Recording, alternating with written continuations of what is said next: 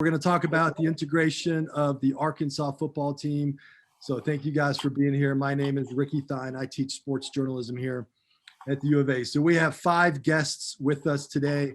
Let me introduce them to you guys. They were all here during the late 60s or early 70s. They either played a part in the integration of the team or they covered it as a journalist. So up first, we have Hiram Macbeth. He is from Pine Bluff.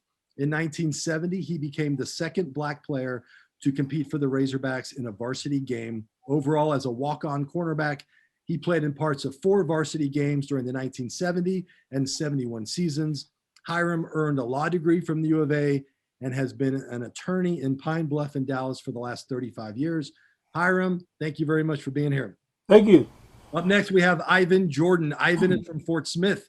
He competed for the Razorbacks as a defensive end from 1972 to 75, a 3-time All-Southwest Conference selection. He was inducted into the University of Arkansas Sports Hall of Honor in 2018. Ivan, good to see you. Thank you for being here. Thank you, Ricky. Is Dennis Winston from Marianna, Arkansas.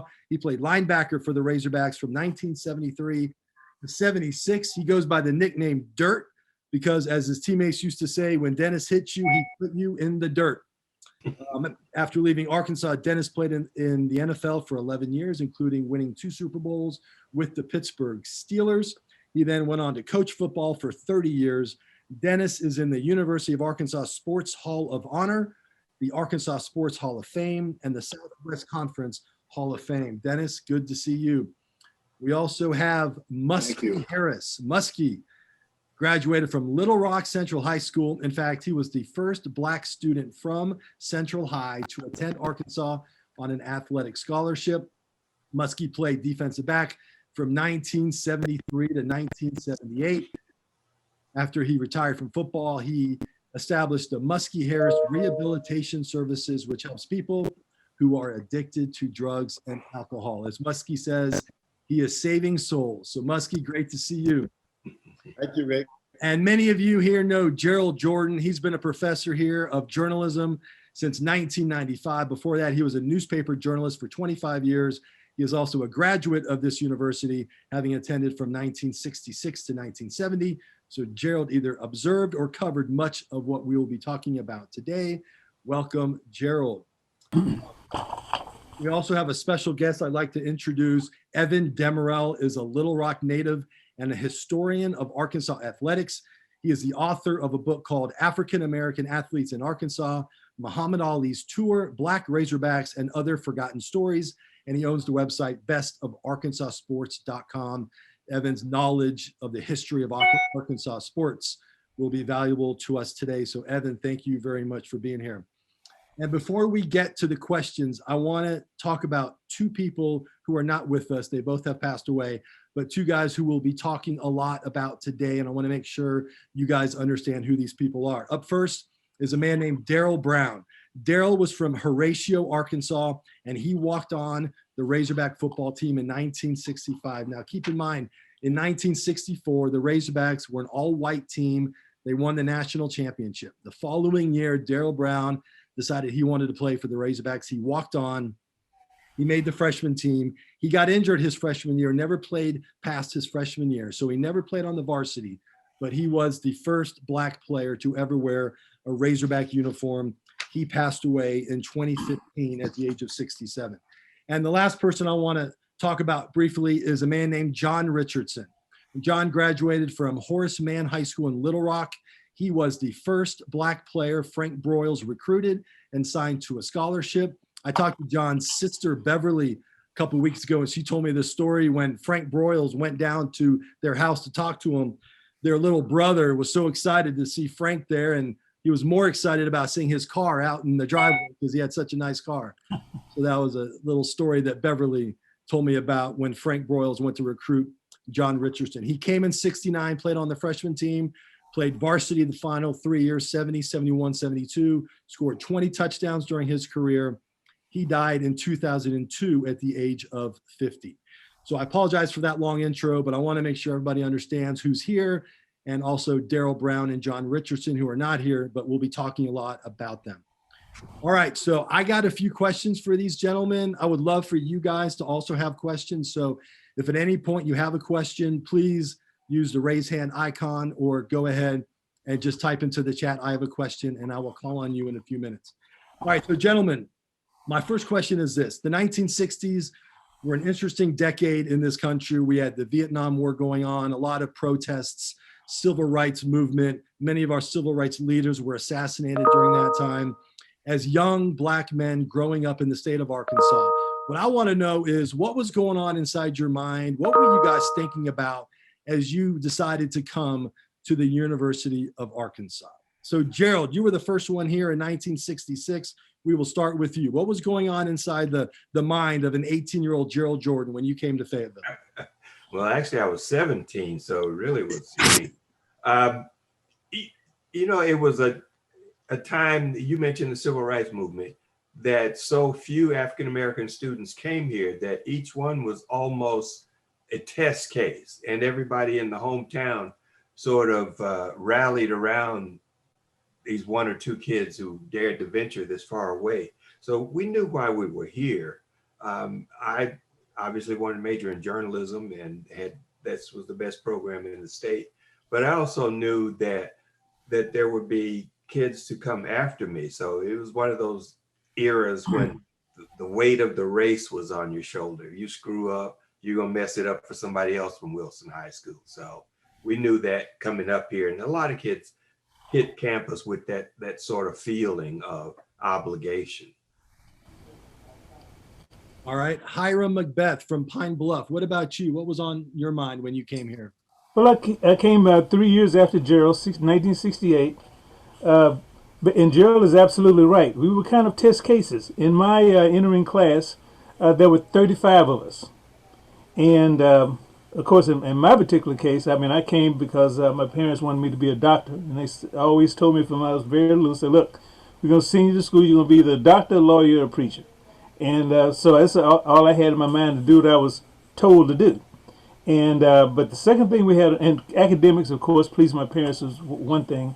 But the second thing was Vietnam. That's on your mind. You're talking about 1968.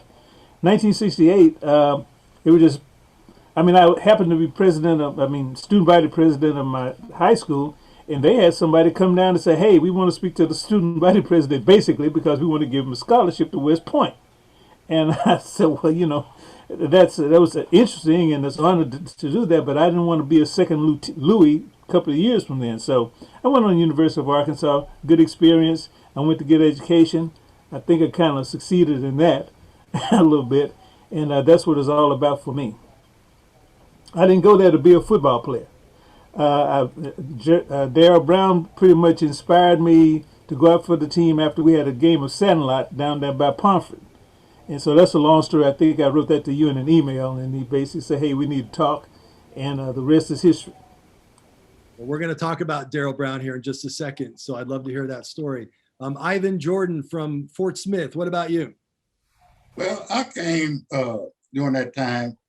I didn't think Black athletes until John got there would ever go to the University of Arkansas. I really did.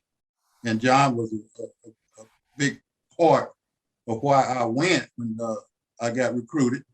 Frank Ross came in and told me that, if I would come to the University of Arkansas, he thought that others would follow. And we did pretty good. I think the next year after I went, we got 14 African-American athletes. And, but the 60s were tough. I had a brother that did 3 tours in Vietnam, worrying about him making it back. Thank God he did. But once I saw my first Arkansas live Razorback game, which was the Longhorn, Arkansas in 1969. It was all I wanted to do was go to the University of Arkansas. And the first game that I came out of the dressing room and was going on the field, we used to come out of Bourne Hill and run to the field. I saw 3 people from Fort Smith, Arkansas, a cousin of mine that I knew, the black postman that I knew, and some other I forget. And they made me so proud to see them there at the game, that I knew I made the right choice. All right, Dennis Winston, what about you? What was going on in your mind when you came here? Well, I really hadn't planned on coming to Arkansas, to be honest with you. I was going actually to Oklahoma State or either Tennessee.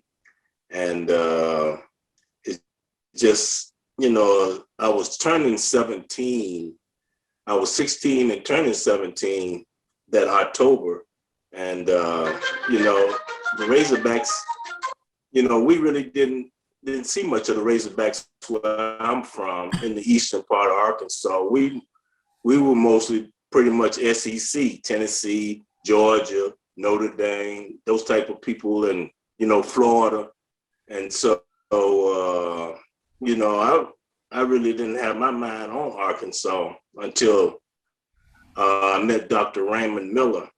And he, he brought us all to his house, and, all he talked about was Razorbacks. And I remember seeing them against Texas in the national championship game, and where Texas beat them 15-14 or whatever.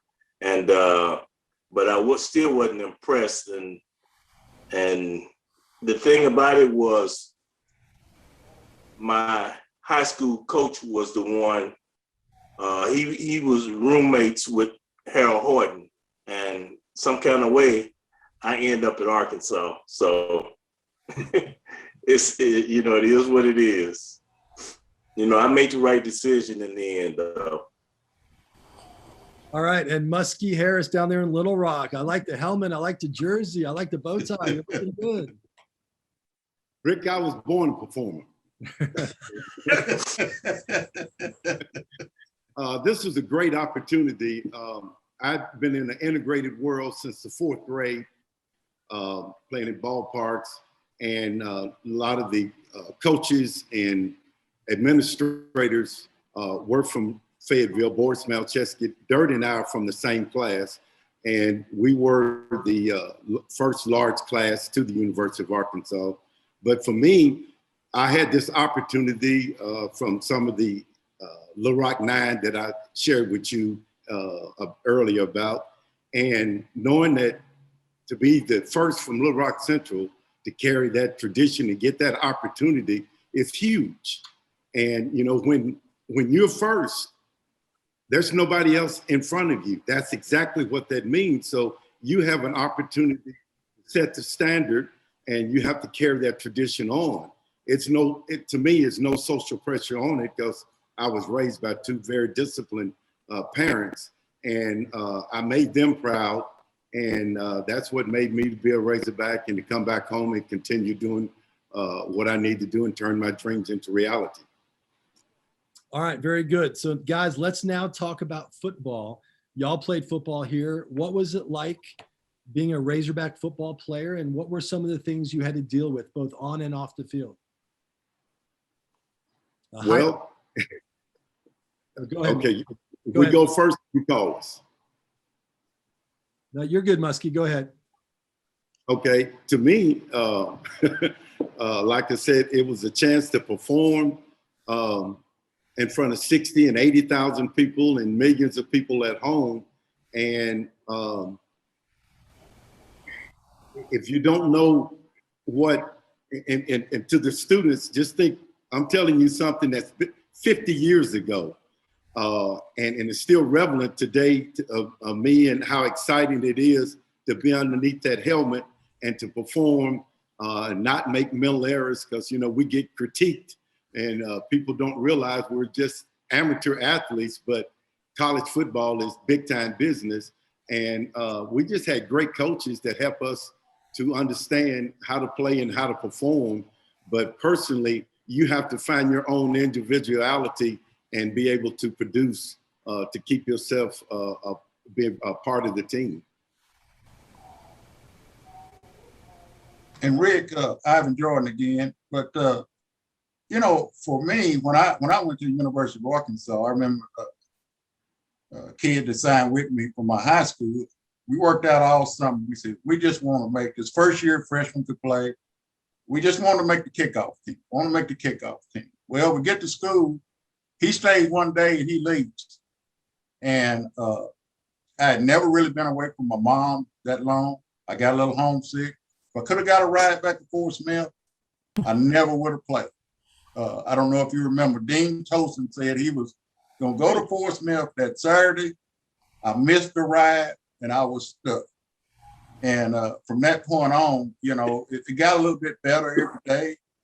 It was a tough time. I can remember as a freshman when I walked across and I had this Arkansas football shirt on for as a black athlete. I got treated a little bit different from African Americans going to school. You know, I tell people all the time, I went in a classroom and tried to sit by black students and they all got up and moved. And I didn't understand why, you know. And so I kind of stayed to myself for, you know, a couple of years. Like I say, Dennis Muskie came in. We spent the summer together in '73. You know, we had Bryson Manor. As more came in, far as teammates, the best teammates I ever had. And I'm not just talking about African American. I'm talking about people. They all treated you. I didn't join a fraternity because the football team was my fraternity. They treated me very, very well. And they took care of me. So I'm thankful for that. And thanks, Dennis and Muskie and the ones that went before. I appreciate that. Yeah, well, let me say, you know, for me, I'm a little bit ahead of you guys, of course, as you know. I started school probably when you all were about 8th grade. And for me, it was just a matter of pride and accomplishment. And I can't tell you how proud I was of myself for what African Americans could achieve, et cetera, et cetera. When I looked at my first game and I looked down and I said, I'm in a full Razorback uniform and they got my helmet and I got my helmet. Nobody's going to take it from me. And I just thinking about all the stuff I went through just to get there. And here I am standing like, I think it was Stanford. I knew I wasn't going to play, because, but just to have made it through without injury, thank Lord for that, it was just pride and accomplishment for me. But what I really went out there for was it was a mission. When I went out there set foot in 1969, it's like I was ready. It was basically you getting ready to go to war. Well, figuratively, you probably were because there's either one or two things going to happen. You're going to go to college or you're going to non. Because when I was in college, the Army, people from the Army would come and actually pick people out of class and say, Mr. Ivan Jordan here? Yes. Come with us, please. Mr. Muskie Harris, would you come with us? You going down to the station, you're going to non. I mean, they would actually take you out of class. And so it's either make it doing what I'm doing, make it do as a student, or go to non. Because my father was a pretty accomplished soldier, and he didn't allow me to get the deferment. Nowhere in the hell I was going to get a deferment. But what happened was when they had the draft in the spring of 1969, my draft number was 358. Had I been born a year earlier, my draft number would have been 8. And, in my situation, I'd have been going straight to non. So it was a mission or something that had to be done. Like I said, things are a dirty job, but somebody's got to do it. And I just happened to be fixated, situated where I was probably had a better chance than anybody in my entering class to make it with the Razorbacks. So I looked at it as a mission. But I came to love it and the Razorbacks as time went on, and especially when I got in that first game and had my full uniform on, and especially when I got to play, even though it wasn't a lot. It was a sense of accomplishment that I had. But first, it was a mission. Rick, can I set the table a little bit for the students, because you have to imagine a University of Arkansas that is almost a third of the size that it is now. And you have to imagine a place that is remote beyond what you think is now a far-flung corner of the state. This was before the interstate system. I grew up in Malvern, Arkansas, which is like 40 miles southwest of Little Rock. And it was a 5-hour drive. So once you got up here, you were here. That was it. It wasn't like, oh, I'm going home for the weekend to do laundry, or I'm going to make a run. First of all, not too many kids had cars. So all of this stuff you have to put out of your mind. The other thing is that the African American enrollment in an overall enrollment of about 10,000 kids, my first year here was maybe 50, 60 kids. And by the time I graduated, it got all the way up to a little over 100. So we never were a massive presence here. I know we're not today, but all of the organizations that existed, and these were like starter groups, Black political organizations and African American Studies Department. These are the things we sat in the president's office to get accomplished. And another thing was integrating the football team. In Arkansas, there were two sports. It was football and spring football. That was it. The basketball team was a desperate afterthought. We had Duddy Waller here still teaching the two-hand set shot. And as everybody's pointed out, 1968 was a year we thought the world was going to end. Not only was there war and civil rights protests, but assassinations. I mean, there was a point in the spring of 1968 when we all thought, this is it. We're gone. So keep all that in mind. Keep in mind that the football team till 1969 was all white. And when visiting teams came in and had an occasional Black player like Tulsa, Baylor, SMU, our student body treated them just horribly. They would yell unspeakable things, and the band would play Dixie, and there were Confederate flags waved all over the damn place. So it was a different University of Arkansas then. And Dennis, let's get you in here. Yeah, I'm gonna tell you. I was terrified when I came up here. I'm gonna be honest with you. Ivan, you just don't know. You all, like you said, you all became my fraternity, and but every night, I'm gonna be honest with you, I would cry to go home. I'd look at them mountains and was hoping I could get over those mountains. And the thing about it was, I think I took my frustration out on people in practice and in games.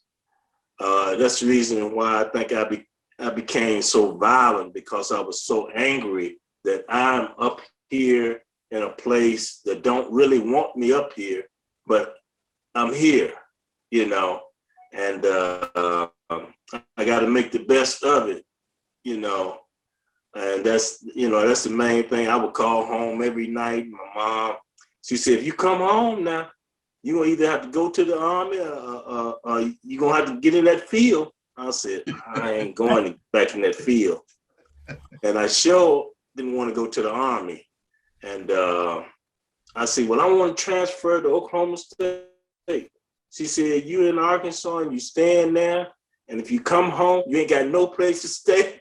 I'm like, oh, God. And my daddy, listen to your mother. And that's all he said, listen to your mother. And so I would just take it out in practice on guys, and they probably never knew that was the reason why I was so angry and why I was so violent in my tackles and stuff, you know. But Ivan and them finally helped me adjust to Fayetteville, Arkansas. And, you know, I wasn't used to that. But when we passed Little Rock, you never saw any more African-American people, even on the freeway, I-40, all the way up to Fayetteville. And then we had to come through that, we had to come through that pig trail. And I'm like, where in the heck are we at, you know? And it'd be scary coming through the pig trail, because you'd never see a African-American there. All right, guys. Hey, Ricky, can I say one thing right quick? Yes, sir. We didn't have separate locker rooms, and we didn't have any racial tension on our team. Everybody wore the same helmet. So we had some great unity. Well, I tell you what, let me add to that. Dennis, If you think you were mad, how about you just being one or two blacks out there total? At least you had Ivan and some of the other guys that you mentioned, Muskie. Those were your teammates. I had John. It was John and me, and we were rivals. John played with Horace Mann. I played with Townsend Park and Pine Bluff, a couple of biggest black schools in the state, and we played each other in 1967. That's when I first met John. I was on defense, playing defense, started with defense on my team, and he was the starting running back at Horace Mann. So we got quite familiar with each other back in '67. Then we look up in 1969, and here we are together again. And and for a while that really didn't go away. I was a Townsend Park Eagle, he was a Horace Mann Bearcat or whatever. But if you think it was lonely, and you thought about inflicting violence on somebody, just think about when you're the only one. When you know that next hit by somebody who really hasn't expressed it is ready to take you out. But fortunately, Well, I see, got hurt. I played. Well, see, I played against Ivan and Muskie in high school also, and so that was only and he tried to kill me. Ivan can attest to He this. tried to kill me. Ivan said that he had never seen that many black people in his life till he came to Mariana, and it was kind of like we surrounded the bus, and we were ready for them. But we played Fort Smith Northside was the #1 team in the state. Muskie and them was #2 team in the state, and them and Fort Smith was in the same conference, and we were in the conference with West Memphis, West Helena, Forest City, Jonesboro, Blytheville, and so most of those guys, we all still knew each other. Jerry Eckwood was in that, so it wasn't that we didn't know about each other. It was that, we finally got together, and we just happened to end up at the University of Arkansas because those were the type of players that was coming out at that time. Everybody was all state back then. Well, yeah, but I mean, we had some great players back then. one of the things is what the difference is. That was after integration when you were playing. When I was playing, it was total segregation. All No, black. I went to all black school. Okay, like it. I went to Anna Strong High School. I went to Ella Strong Elementary. And then, yeah, I went to Anna Strong Elementary too. Yeah. So yeah. it was like, hey. Well, look, the extent of segregation in Pine Bluff with the population of about 50,000 people, we had 4 black high schools and 4 white high schools. That's the extent they went to keep things segregated and apart. Just add another black high school because you're not going to go to the white school yet until about 1969. That's when full integration started happening. All right, guys, let me jump in here real quick. Well, we didn't integrate until 1971. It's when we integrated in Mariana. Oh, I'm not surprised. We didn't integrate until 1971.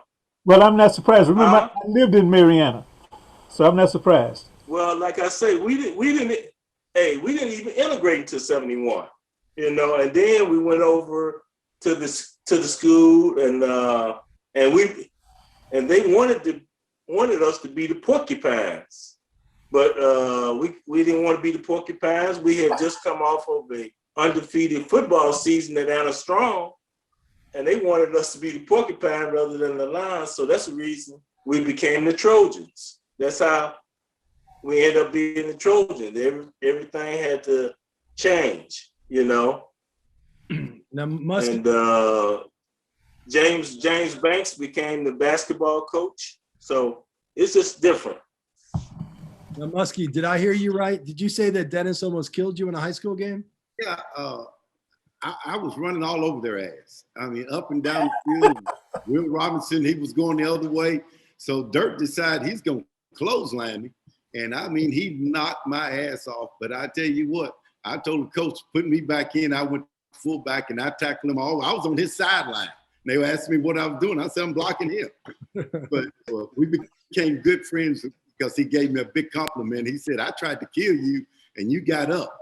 And the coach kept that film. And if you ever seen old 8mm film, how it went, and he would run and you would see me go this way. And then you see me lay out like that and he'd run it back and forth. And he said, that's how you take a hit. So his nickname Dirt is well deserved. How you take a hit? All right, so guys, I want to spend a little bit of time talking about Daryl Brown and John Richardson, two men who we all wish were with us today, but they're not. And we are pleased to be joined by Patricia Brown Dixon, who is Daryl Brown's sister. So Patricia, thank you very much for being here. And before I ask the gentleman about Daryl and the impact that he had on them, I'd like to ask you, what do you want people to know about your brother and what he did here with the Razorbacks?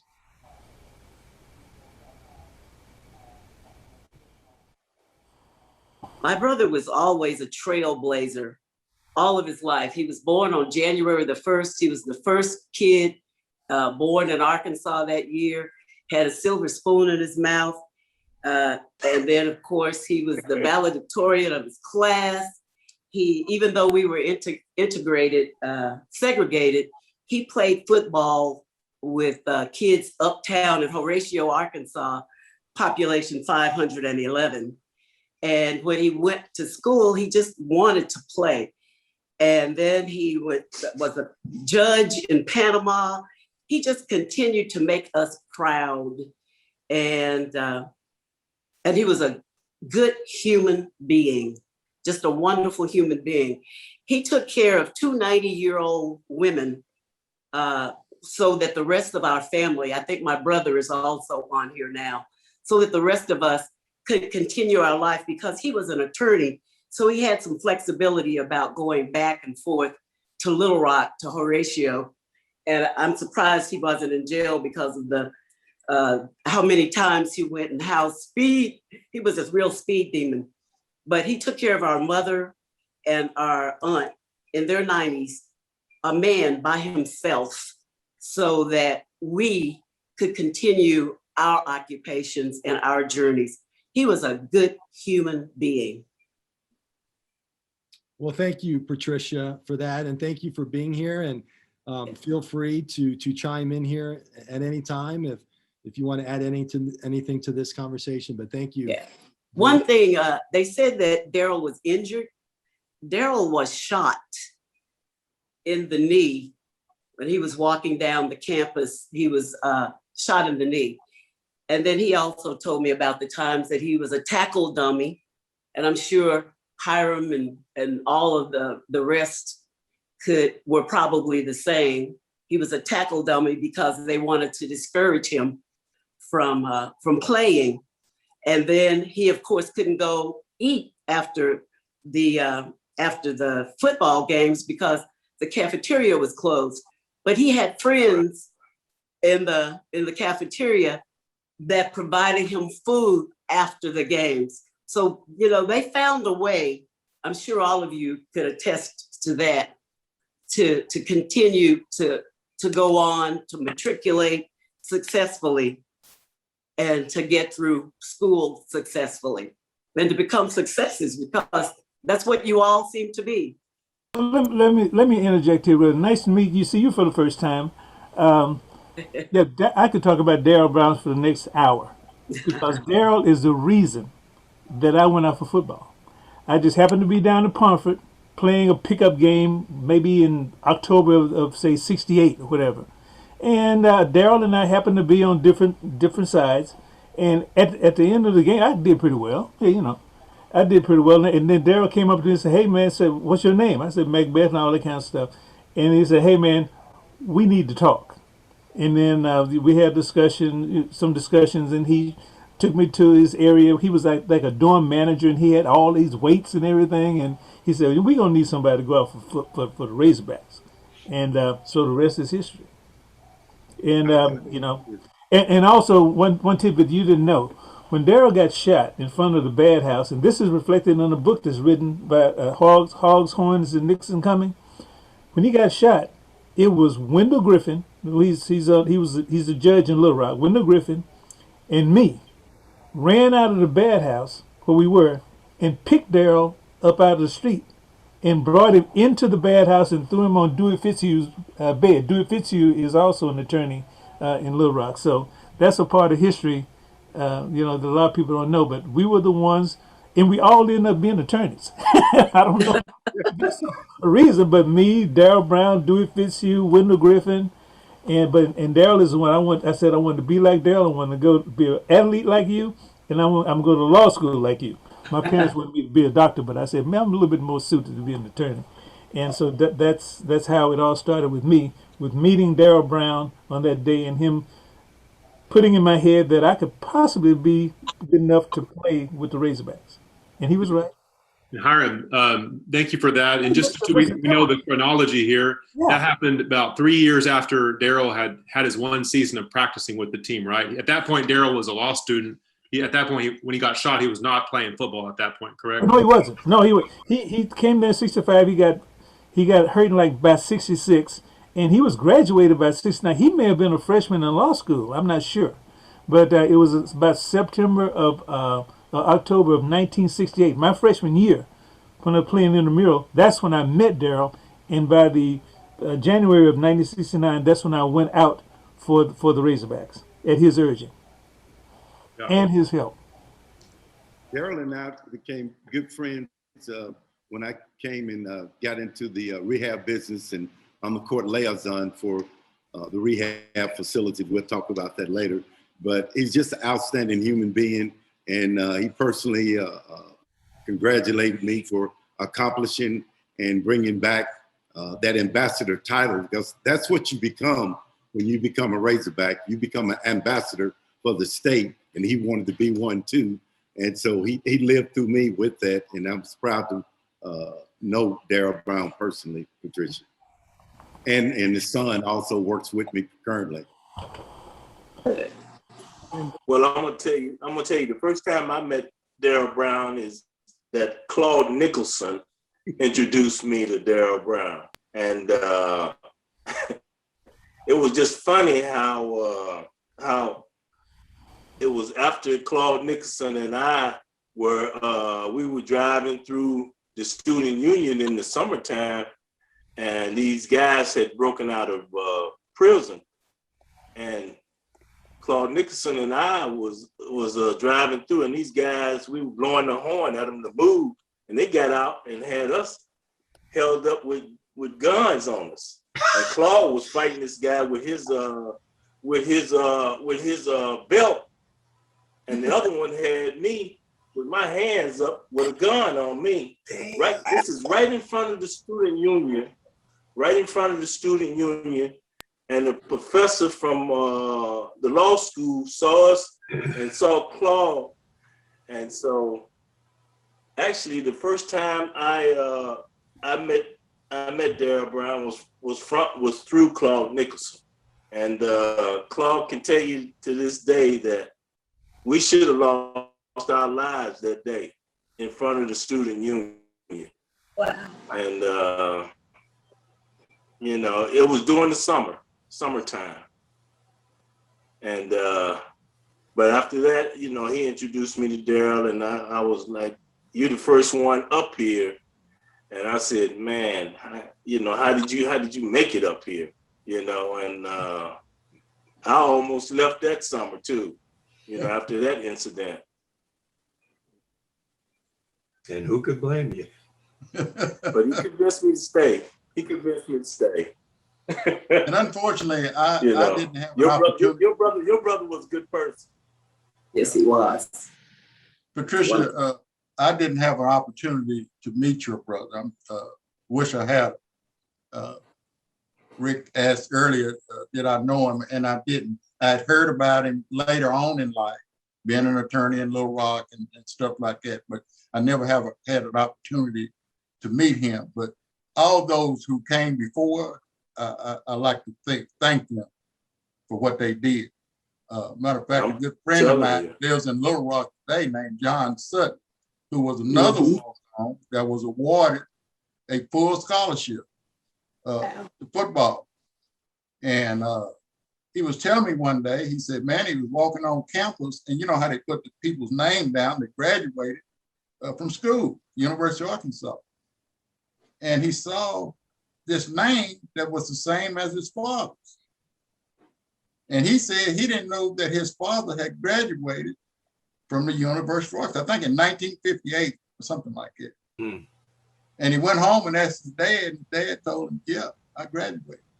John got his degree from the university, and I know it's one of his sisters did. But it was, back then, I'm gonna jump off a little bit, it was tough. I'm one of the ones, I'm so proud of these guys up here. They came back, got their degree. I told Rick, when I got through with football, thought I played professionally, I didn't. I had to get a job. I like eating. You know, my mom was a single mother. My dad died in 1967. I was just a kid. So it was time to start trying to help out. I came back, got a job, went to work. Well, it wasn't much of a job. I worked, but they didn't pay you much back in them days. And finally got hooked on with the railroad and went on from there. But it was some interesting times at the University of Arkansas. And I can just imagine what it was back in the 60s. Yeah. Because in the 70s, it was tough. Yeah, I worked on the railroad too. I was a waybill clerk. Oh, okay. You had a good job.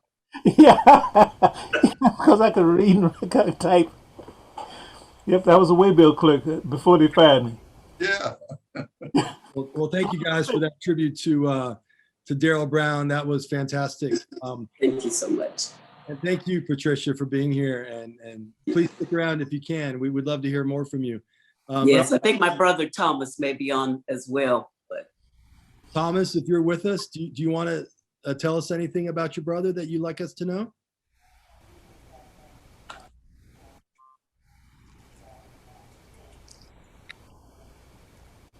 Okay, if you are, Thomas, go ahead and let us know if you're on here at some point.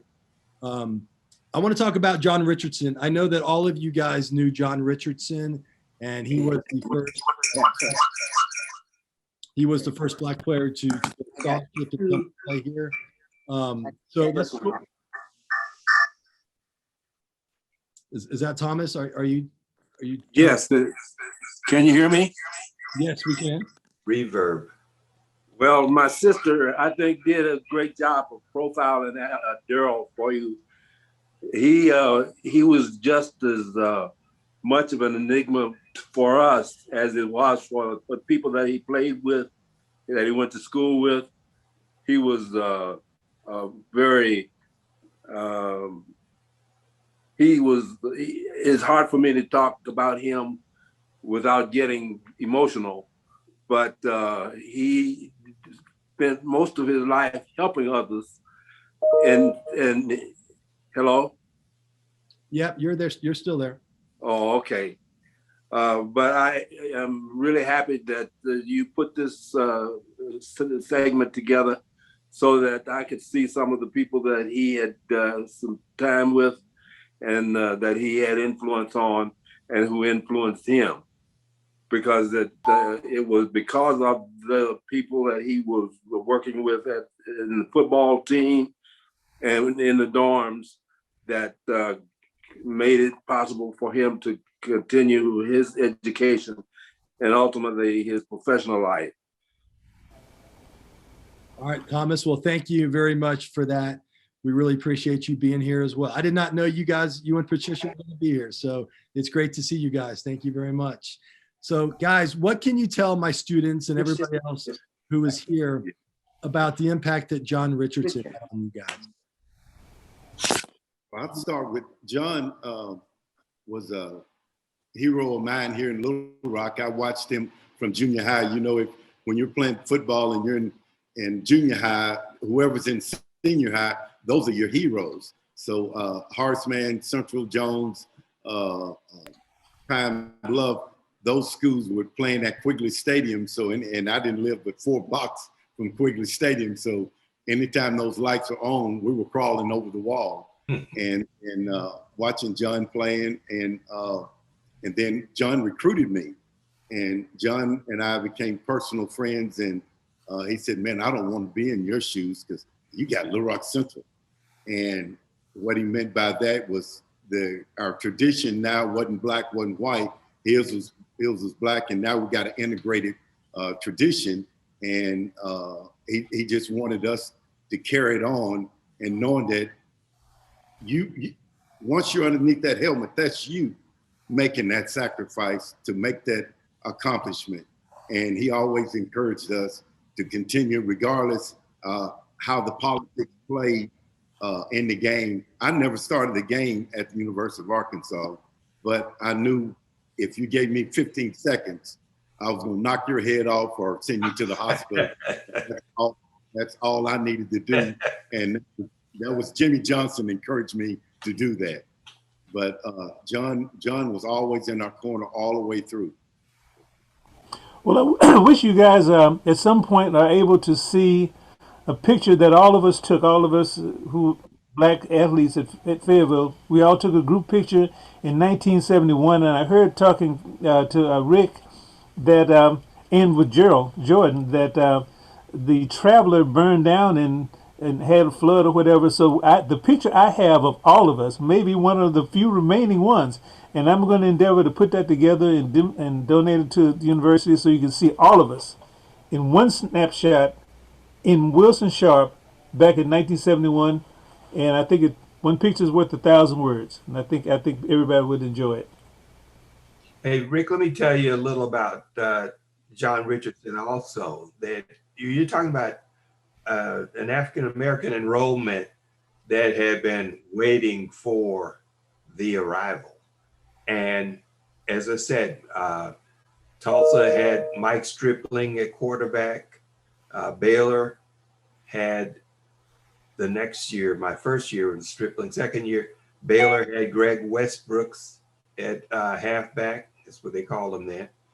And Jerry Levias was the first African-American scholarship football player in the Southwest Conference. So when he came here, that was a big occasion, and the African-American students would go to the Razorback games. I mean, it was a tradition. It was a hell of a tradition. And sit there while, as I said, all the other stupidity was unfolding, Confederate flags and Dixie. So the African-American students were just desperate for a football player who looked like us. And John Richardson was that proverbial first. There are lots of firsts and onlys who need to be acknowledged. The first Black scholarship athlete was Thomas Johnson, TJ, from Menifee, Arkansas. He was basketball, 68. He didn't stay. Vernon Murphy followed him. He stayed here 4 years. He graduated. Almer Lee and Jerry Jennings. But there was also an African-American on the track team. But getting back to John Richardson, freshmen were not eligible when he arrived. So we didn't get to see him in War Memorial or full on in Razorback Stadium because freshmen weren't eligible, but we played against Oklahoma State's freshman team. And in the opening kickoff, John Richardson caught the ball in the end zone, ran it back 102 yards for a touchdown. Now, I know a lot of kids have heard me say this before, but the Black kids were jumping up and down in the bleachers down at this little dinky field they put the freshman team on, and tears were streaming down our face. We were so emotional over seeing that because we had gone to schools where we saw gifted athletes, and we knew there were kids who were good enough to be on the Razorbacks team. And why it took so long, I'll never know, but that was it. And John ran that ball back, and it changed Arkansas football. And let's not forget, Gerald, about the time that Drew Pearson was quarterbacking Tulsa and came and upset us 21-20 in Razorback Stadium. And he was that was gone by then. He was a quarterback after me. Yeah, he was a quarterback of Tulsa. Right. And that was my first home game in Fayetteville, dressing out, and I was supposed to play because Tulsa wasn't supposed to be that good. And I met Drew Pearson in later years here in Dallas, and we always kind of laugh about it. And I always say, Drew, you missed up my home debut in Fayetteville because you come up here and beat us. And so that was in 1971. Hey, Ricky, can I show you something? Or share some with everyone? This is a piece of history. This is the first African-American on a Razorback national magazine. And this is John Richardson and Joe Ferguson. Joe Ferguson, yeah. Hey, Ricky, can I dive in here and kind of bring up something that was written about 20 years ago? Yep. Guys, as you a lot of you have read, the Democrat Gazette did a series about 20 years ago, and it's called Untold Stories. And they talked to John Richardson's family. He had just passed away at that point. And as you guys who know him, he was always smiling. You never knew something difficult was going on inside. But one thing that was mentioned in that story was that that first year he was there, when he was a freshman, he did his, according to his relative, he experienced isolated instances of hostility, like death threats and that kind of thing. And then by the sophomore year, that had kind of passed away, and once he was in varsity. But did any of you guys ever talk to him about that, or did he ever divulge any of that to you guys, or was he just kind of smiling and kind of waving it off and that kind of thing? Can you kind of provide some perspective on that? Everyone, I was very familiar with the death threat that he had, and they said paint the ball green, he won't drop it, which means if you paint it like a watermelon, he would hold it. But he was on a mission, just like Hiram said. We were all on missions because society was looking, and culturally it was difficult in our own culture because they were wanting us to fail so they could say the white man did you wrong. And that was motivation for me. I don't care what politics played or whoever they put in front of me. I was not going to leave the University of Arkansas without accomplishing what I came up there for. And John had that same state of mind. And as you see, he accomplished it and ended up being a very good professional. But Wilson Matthews did a lot of protection for John. Let me also mention, and someone mentioned it earlier about Boris Malcheski. Yes, Boris was actually did it, but he's the one who handled me a lot. And yes. I understand that he passed away a few years ago.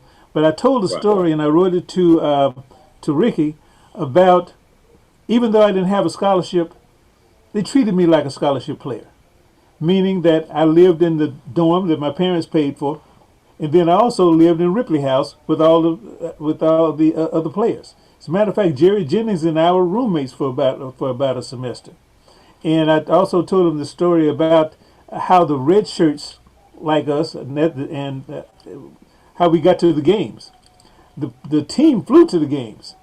And those of us who were like on the B team or the scrubs or whatever you want to call us, we were in a station wagon with all our equipment in the back.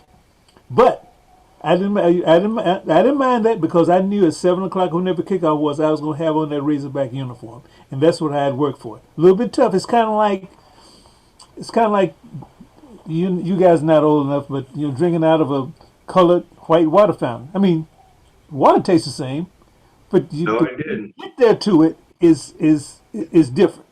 But you can appreciate the water tasting the same. But I knew that I was going to be playing in a uniform, even though I had to do that grueling trip down to Little Rock in a station wagon, about myself and maybe 4 or 5 other guys, and every time. But that was what we had to do to get it done. And can I say something to Patricia? Made it all good. Ricky, can I say something to Patricia? Yep. Patricia, we all knew what the meat squad was. And that was motivation not to get sent down there. Well, Ricky, Muskie, you might have knew about the meat squad. I never did. Frank Ross told me from the first day I got there, don't fool with freshmen. Yeah, don't. I was pretty much going to play varsity football. I actually got hurt. The same week I got there, I got hurt, and I didn't get to play in the first game against USC. I actually played in the second game against Oklahoma State. And John was a big part of my life when I first got there as a freshman. I hung around him, and I can't think of it. Mike Davis was his roommate. Right. I stayed in John's room. Me and the first mascot that the University of Arkansas had, named Gary White. Sweet pea. Dancing Razorback. Dancing Razorback. And we hung with John, and John at that time, I guess it was his girlfriend, fiance, Gloria. And you know, he taught me a lot of things to do and a lot of things not to do. So John was very instrumental in my time when I was there. But Muskie, getting back to Muskie, no, I didn't know about the meat squad. I didn't know that.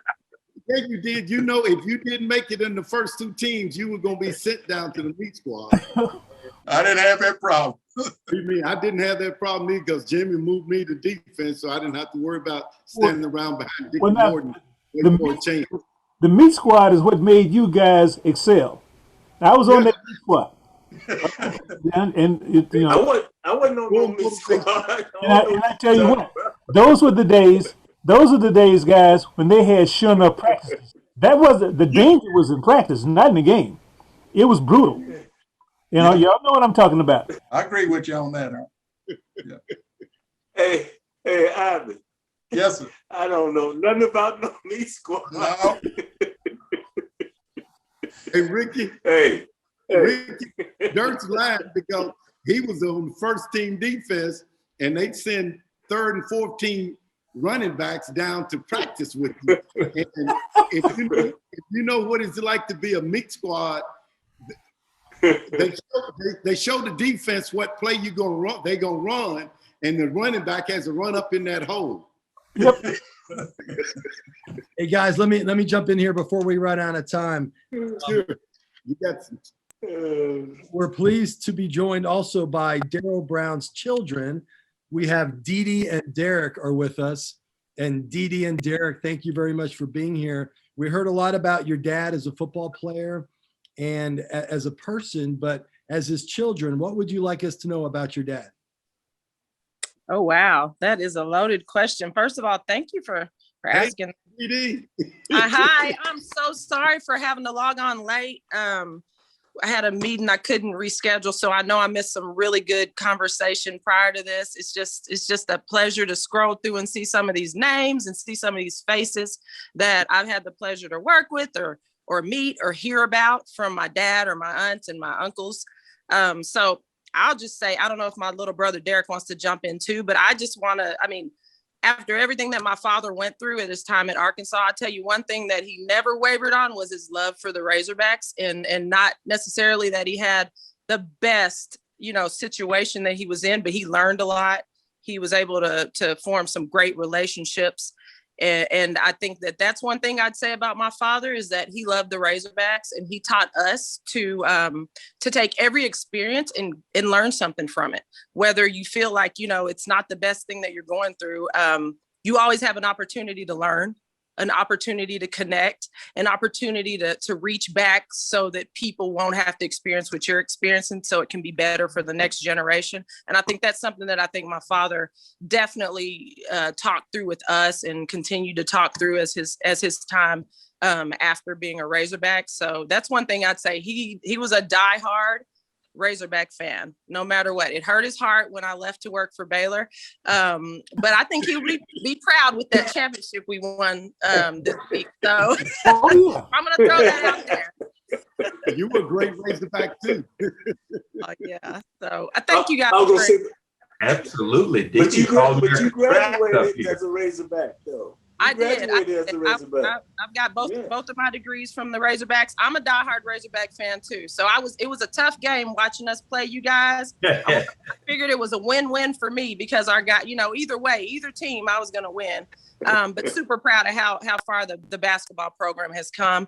But I'll just say it's just, it feels so good to have these memories, to see the people that have been through similar experiences and have had the opportunity to share this information with us and with others that are coming through the pipelines. And I just want to encourage you guys to continue to do that. So Derek, was there something you wanted to share? I don't know if he. Let's see if he can unmute. He's also probably at work, but I'm gonna tell you, we're proud of you and your brother, especially for graduating from the University of Arkansas and following in your dad's footsteps. That's one of the most important things I saw that your dad did. He didn't, like you said, he didn't waver from being a Razorback, and he didn't tell you all, well, you all don't need to go there. He told you all, hey, go up there, go through what you got to go through, hey, but get something out of it. yes. And both of you all did. Awesome. You both are successful, and that's the main thing. My older brother is the speaker of the family. He's also an attorney. There he is. There he is. Hey there, Muskie. How you doing? Fine, Jerry. I was stuck in federal court and just got out, and so I missed a good amount of it, though I've been updated by my Aunt Pat.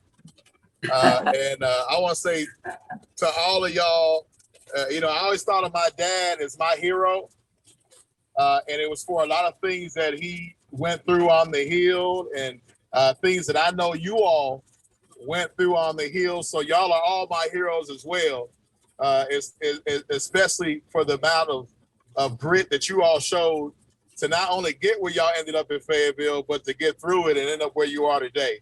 And I know Mr. Macbeth as well, spoken to you for many years. Yeah. And so the legacy y'all left, I think is not going to die. Obviously, it's expanded as it has throughout all of football. And so I think it's really important that people understand that what you guys put in, that work y'all put in, is different than the work they may be putting in on the university today. But it was more important that you all went through what y'all went through, whether it be just working hard in the field or dealing with other people or the issues of the day to get there. So I appreciate y'all. I'm glad all my family got to get on here and talk to y'all. Y'all remind me of seniors so much when I just a little bit I've been listening to.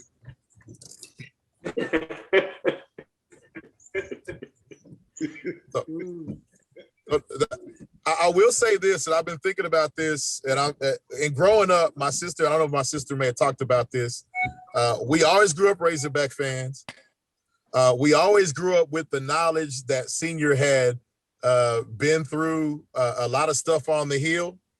And I remember it wasn't until 89 or maybe 90, the first time that anybody of any sort, other than my dad's friends, had really talked about him getting on the team was a news, like one of the clips they had on Channel 7. And I remember that being the day that everything that he had told me before about everything, the good, the bad, the ugly, it became real to me. And despite that, I always thought it was weird that he sent my sister there, that he was okay with me going there for law school and okay with me every weekend. Y'all don't understand how big of a fan Senior was with the Razorbacks. I think I do now, and I do it with my son, who's actually a senior at Fayetteville, and we're graduating here in December. I'm sorry, in May. We don't call during the game. We're hyped up. We don't call during. Let me change that. While it's on the TV. Now, at a commercial break, we can call, but as soon as the game comes back on, you are off the phone. And so we continue that now. And the Arkansas had a great drive. It was a great drive for him, whether it was to do something that someone hadn't done before, or to just support a school that you grew up loving. So I always think of that when I think of Fayetteville. Razorbacks have a really big push. Sorry. The Razorbacks have always had a really big effect in my life, and even today, me and Dee Dee didn't talk for a week following this last NCAA tournament. Well, I'm grateful that the university recognized your dad and gave him a framed jersey and framed on the field at halftime and Razorback Stadium. That was long overdue. Definitely. That was one of his shiniest moments as well for him. I think he really enjoyed having an opportunity to go out there and do something that he probably dreamed about doing forever.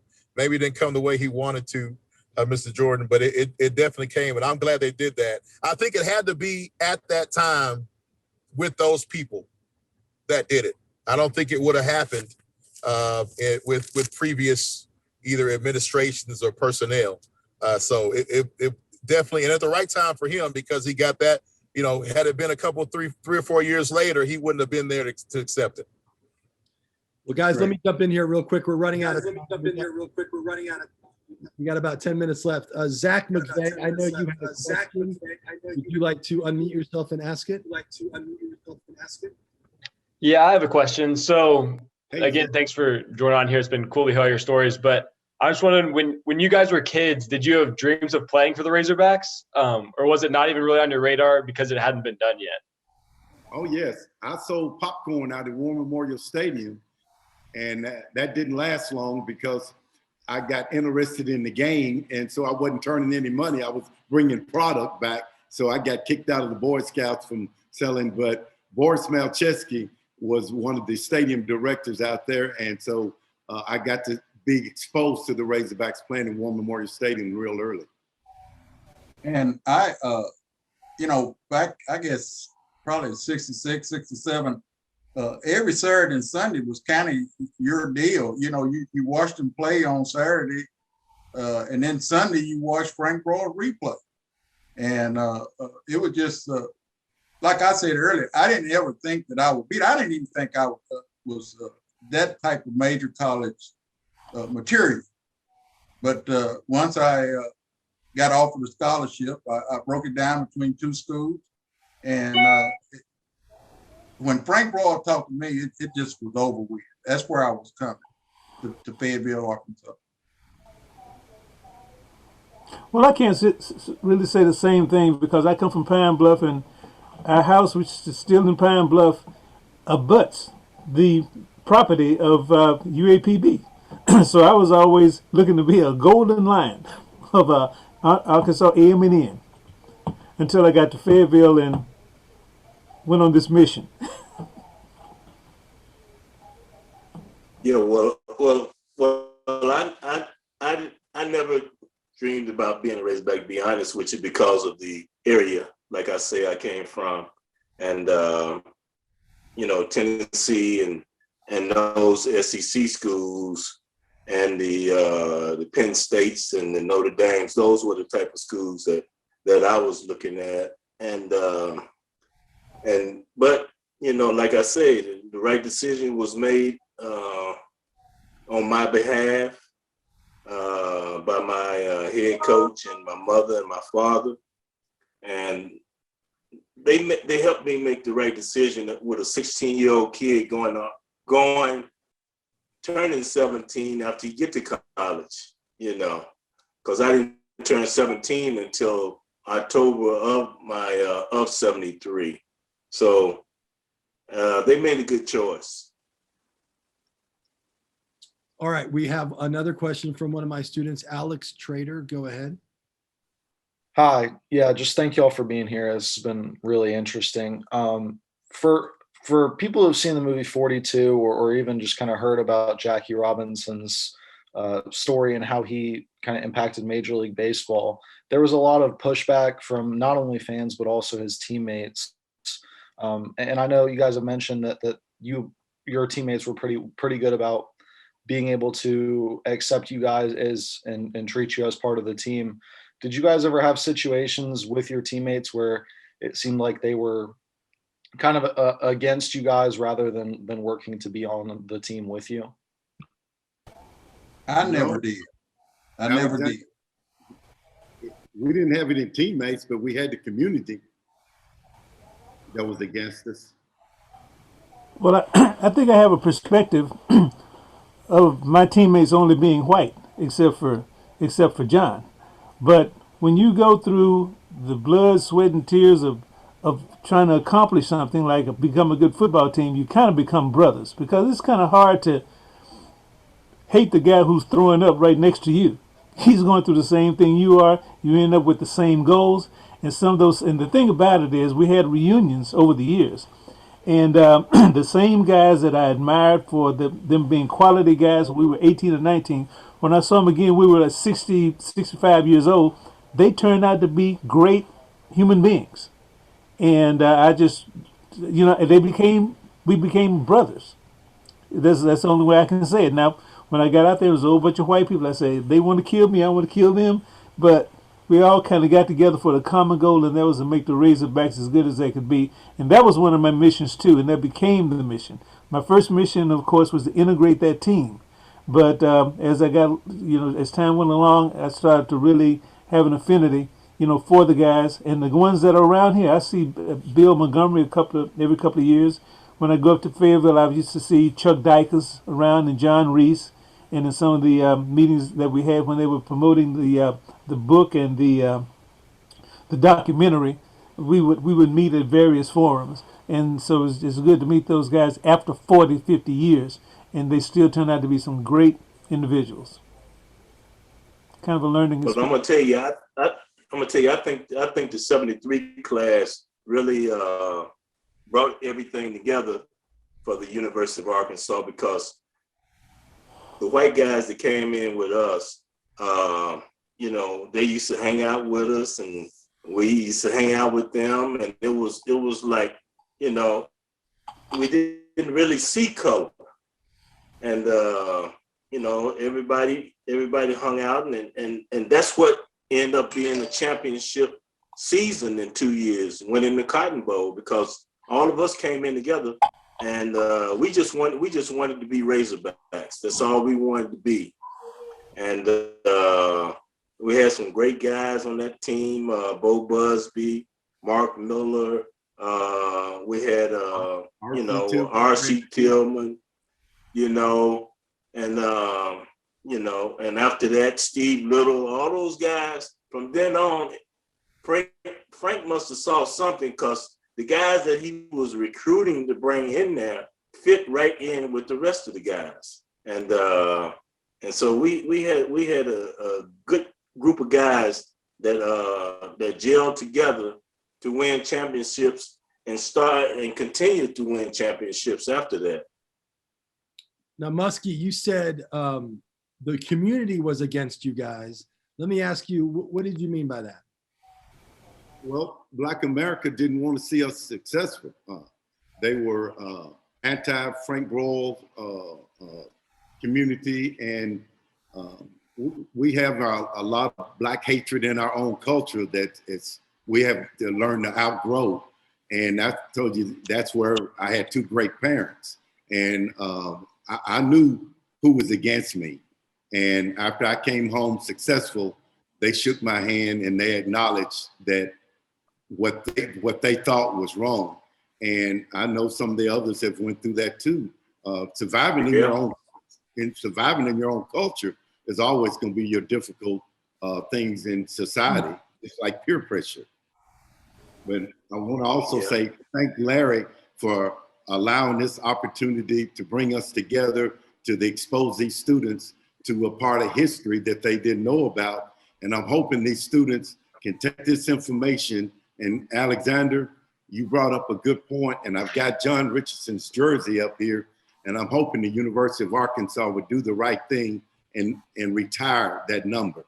Right now, to me, I don't see the university showing us any respect, because they have not acknowledged any African-American football player with the retirement of jersey.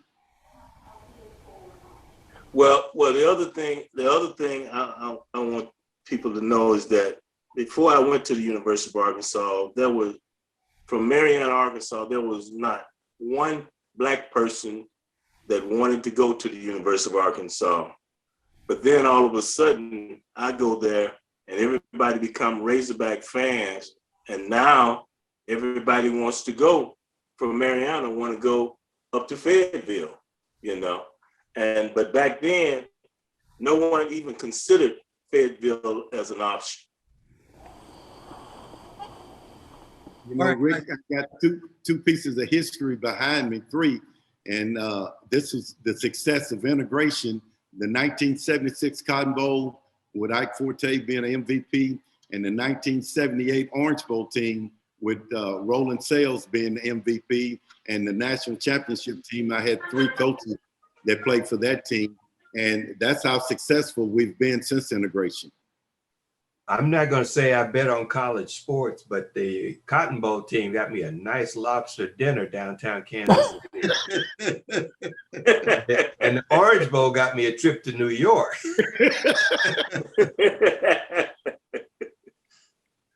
So guys, it is 4:15, and I know that some of my students may have to leave because our class is over, but I'd like to keep going till 4:30. If you guys can stick around, to our guests, if you guys can stick around, we can go till 4:30. To my students, if you have to leave, I understand. If you can stick around, please do for 15 more minutes, because I know we have at least 2 more questions. So Brett, go ahead and unmute yourself and ask your question if you would, please. First off, I wanted to thank y'all for coming and educating us today. But my question was, what was Fayetteville like back then, being a minority? And like you said, coming from places like Palm Bluff and Mariana, where you see a lot of Black people, what was it like to come up here and see just mainly white people back then? Well, I'm gonna give you my first experience in Fayetteville, Arkansas. I was at the mall, and a child walked up to me and grabbed my hand and touched my skin. And his mother came up to me and said, he don't mean any harm. He just sees you all on TV.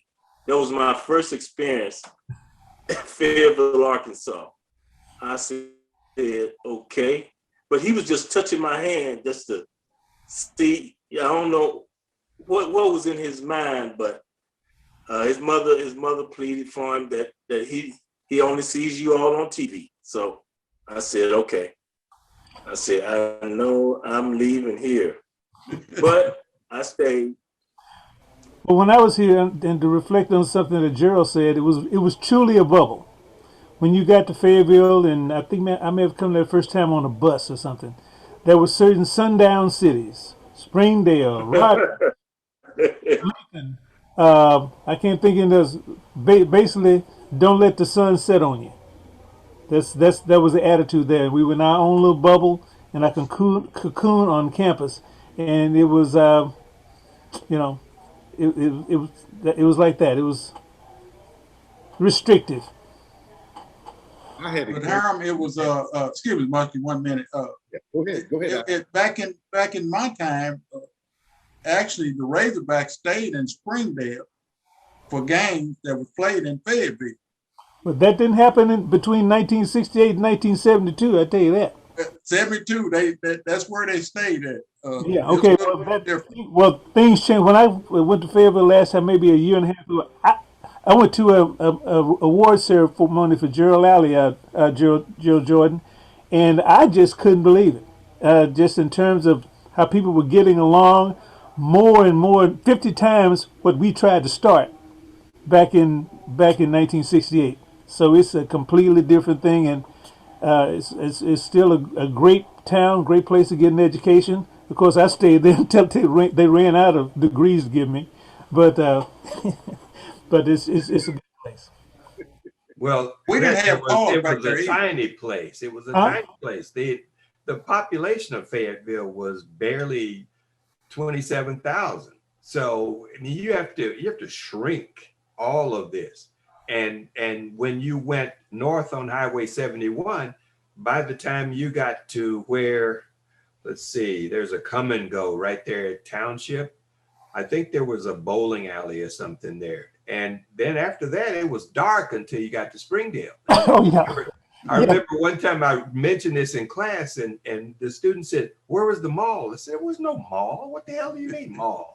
I mean, there were just these great expanses of farms and pastures between the cities. So it wasn't like it is now, this great stretch from from the Bobby Hopper Tunnel to the Missouri line. I mean, you ran out of one city and into another. So for that reason alone, and the fact that very few of the students Black students had cars, you pretty well stayed on campus and you walked down Dixon and you crossed to avoid walking in front of the Kappa Sigma house because, you know, there be dragons over there and they were just the nasty boys. So, and what has amazed me, I think somebody else raised it, is that in adulthood, some of those guys have become my best friends. And I ask them, what the hell were you thinking in 1966? Sitting there in a lawn chair, drinking beer and throwing the bottles at Black kids as they went by. Yep. I mean, it was stupid time. But most of what we did was involve walking over to Hotz Hall to meet an African-American woman, because you could go 5 days and not see a Black woman on campus, and then walking down to the UARC Theater and walking over to the Rexall drugstore to try the cologne sample so you can get ready for your date that evening. And I mean, it was just that tiny. You have to imagine that. But one constant was Darrell Brown. Everybody had to cross Darrell's threshold because Darrell was the campus barber. There was not a barber in the city, and Darrell cut all the brothers' hair. Darrell had a tiny car, the Corvair, which Ralph Nader pretty well put out of business with his book Unsafe at Any Speed. Well, we challenged that. We could get a Corvair, was essentially a compact. It was built to hold 4. And it was nothing for us to squeeze 8, maybe 9 or 10 people in that car and go somewhere. And if Darrell felt up to it, we would jam into that Corvair and take off. We'd go over to John Brown University so we could see Black kids playing basketball. We couldn't see that here. I'm talking about my freshman year. So you shrink everything you think about this place, shrink it, because that's what it was. This was a tiny place. Hey, Rick, I've got to go. Film's finna close. Thank y'all for allowing me to be in your life today. Have a good day. Thank you, Muskie. Take care, Muskie. Very much. All right, guys, we do have 2 other questions if we have time for those, if you guys can stick around. Bradley Watson, go ahead. Hey, guys. Thanks for being with us. My question is, a lot of you guys talked about being homesick. Can you guys explain a little bit further on that? Well, I can tell you that my dad pulled up here in September, and we had gone to orientation, and I thought, well, this can be okay. But he pulled up September of 1966, helped me get my foot locker out of the trunk of the car, put it on the curb, shook hands and says, study hard, and he left. Wow. And there I was outside the Humphreys Hall going, oh my God, and this is like Sunday evening. So right away, I got that first shot of, this is a lonely, isolated place. Then I started meeting a few African-American kids in Humphreys Hall. And that was okay, but I was still far removed from home and friendships and all that. But I did not adopt this place until the first home game. That's when I felt, this is my school. I'm a part of this. I am not leaving here. And Gerald, that is true. Like I say, you know, we were isolated in Wilson Sharp dorm. When I got here, there was John Ritz, Marsh White, Roland Smith, that stayed in the dorm, and myself. And you didn't have a car. None of us had a car. You had to walk every place. On Sunday, the cafeteria, you got brunch after football season. And so to get something to eat, you had to walk. I walked. I said, when I finally got a car, I wouldn't walk again to no place. If I was going 2 minutes to get there, I was driving my car. You know, it was just a tough situation. Guys coming in. You couldn't even have a TV in your room. You in Wilson Sharp, you had a big room where everybody went and watched TV. So whatever somebody got there first was watching, you had to watch. Now you had some illegal TV. That some guys in single classes had cable and all of that. But, it was tough and it was kind of fun. You know, like I say, I was a mama boy and missed her a lot. At the time, my brother was still in Vietnam. Matter of fact, the day I left, my mother started crying, and I was thinking my brother had actually got hurt in Vietnam. And what are you crying for? Her baby was leaving. I was next to the youngest, and but it you know, you grow up, and best thing that ever happened to me. Like I say, the guys that I met in my 4 years and thereafter, it's been a great situation. I'm proud to call myself a Warriors. Every place I go in Fort Worth, Texas, guys, I got something on with a Razorback. Either on my car, on my head, on my body. I'm proud to be an Arkansas Razorback. And I'd say this, I got a niece that's going to be graduating next year down in around San Antonio, and she came to me and said, I'm thinking about going to Texas A&M. I told her, don't ever let me hear that come out your mouth. But I'm glad she's going to school. That's the best thing. That's the good thing. The Razorbacks, they kind of in your blood. Can't get it out. Yep. Hey, guys, Hiram, Dennis. Yeah, well, it's four generations of Winstons that went to Arkansas. Myself, my nephew Billy Winston, my other nephew Rodney Winston, and my cousin from Helena, who was a 5-star athlete up there, and he was. So we're ingrained in Razorback lore up there. So we just want to make sure that and Ivan, I was fortunate enough to have a brother that sent me up there with a car. So yeah, at least it didn't break down. you know that road runner. I was lucky. I was lucky. Hey guys, Ivan, Dennis, Gerald, Hiram, can you guys stick around for a few more minutes? Yeah, for a few more minutes. Yeah. All right, because we have 3 more questions. I'd like to get in as many as we can. So Andrew Joseph, go ahead and ask your question, please. All right, thank you guys for being here. I'm just wondering if the historical significance and kind of the legacy that you guys were creating by going to the University of Arkansas at that time was in your mind as you were 17, 18-year-olds on campus, or if it was something that you realized later It in life. was for me. I didn't. Go ahead. Eric, I'll let you go ahead. But at 17, it was for me. You know, like I said earlier, I don't know if you heard me, but once Frank Brawls came and talked to me, my recruiting trip, they flew me up in what I call a prop bus. And it was a very windy and rainy day in Fayetteville. Now, this after going to OU on a Learjet to see Oklahoma and Nebraska play. And the next week I come to Fayetteville on this prop bus that was just up and down. Scared me to death. Second time I'd ever been on an airplane. And when it was time for me to go back to Fort Smith, they said, you want to fly back? You want to ride? I'm going in the car. I'm never getting on an airplane again. So, but that shows you how bad I want to be a Razorback after having that deal. Well, I'm gonna be honest with you. In my 4 years in Fayetteville, and Frank Brawls did not visit me on any recruiting trip or anything.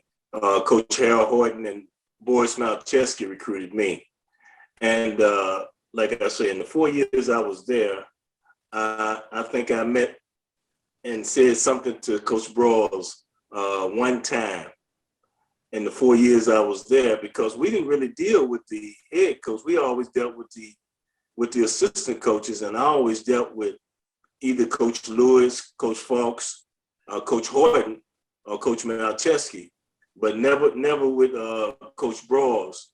And in the 4 years I was there, I probably said hi to him one time, and then he called me Johnny Meadows when he spoke to me.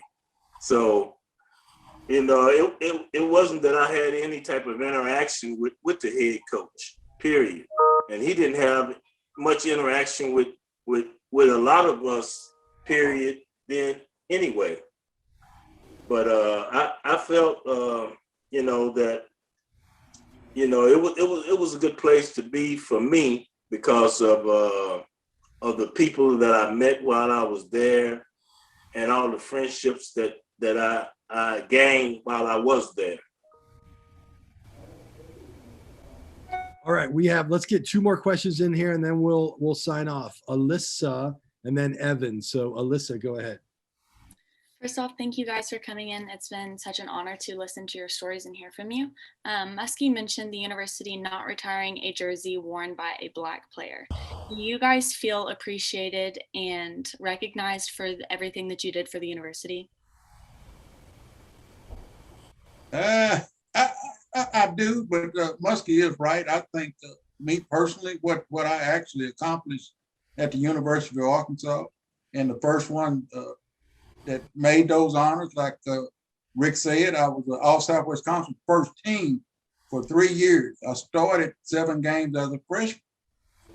Yeah, I think you got to look at stuff like that. And then like Hiram, that went through things to, I think people like that, they should recognize more. And not because you went on to play professional sports. One of my best friends, like I say, John Sutton, who was a walk-on, got a scholarship. Not only Black athletes, but Benny Westfall from my hometown, Tommy Chain. Those guys walked on and got full athletic scholarship. And you don't hear nobody talking about them. And they were just as much as part of the University of Arkansas and the Razorbacks, and they've gone on to be very successful. And I'm proud of it. And I'm proud of myself on what I did. Well, I would like to see something like a ring of honor where they got numbers like at the professional stadiums, they got numbers in the stadium, up around the stadium and stuff of people that have done extraordinary things at the University of Arkansas. And, you know, because we've had guys that have come through. I think, yeah, you go into the Hall of Honor and all these other things, but why not put numbers up around the stadium?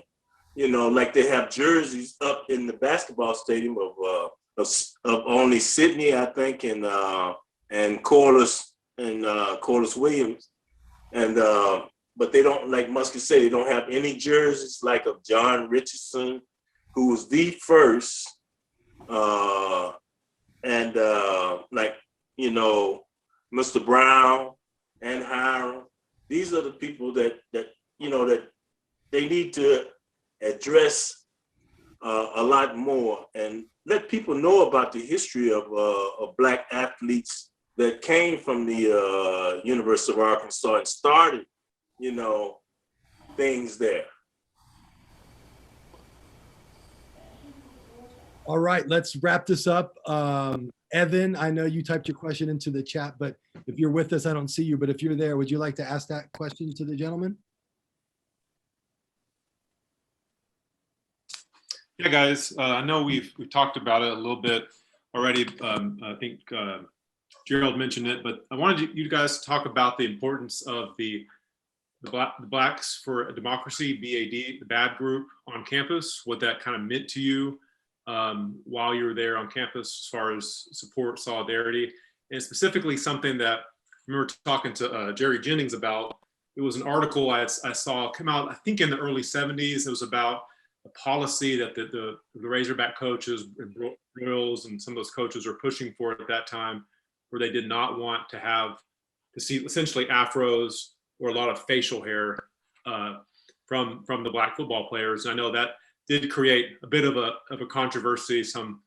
There was some involvement with the BAD along those lines. So just want to kind of just big picture what BAD meant to you guys, and then if you can have any insight into that specific controversy with the players as well as Gerald, if anybody can speak to that. I don't specifics? That article was put together April 14th, 1971. Okay. And I've been talking to Ricky about maybe see if you get your hands on it. I have a copy here that I'm going to try to get restored and send us a big thing. And that's exactly what it's talking about. The title of it was The Right to Wear Whiskers. Yep. Ricky, you already have that. You might want to just kind of shoot that out with bad quality, of course, of the pictures I took, but I'm going to have a blow up of it. And that's exactly what that article was about. The Right to Wear Whiskers, April 14th, 1971, in the Arkansas Traveler. If you get that, it's got a hell of a picture of all of us at one time. I think one of the few pictures that were taken at that time. And one picture is worth 1,000 words, and I think it says a lot. I hope you can find it. Gerald was telling me that the Traveler may have run into some type of calamity with weather or whatever, fire back in years past. Maybe some of those pictures got burned, but I still have one. When I came home, they still had no facial hair. Like I say, 17 years old, I barely did have mine. They used to call it peach fuzz, but they wanted it cut off. But I would bump up real bad at that time. A lot of African Americans would bump up. They use magic shaving cream. Take a knife and scrape their face and do all this. So they sent me to a dermatologist, and the dermatologist told them that this kid cannot shave. You have to let him grow what he's going to grow. And not too long after that, they kind of changed that rule, I believe, either late 72 or 73, to where they started letting the athletes wear facial hair. But most still stayed clean shaven. So I got to say, I was one of those that got to wear his little peach fuzz below his nose.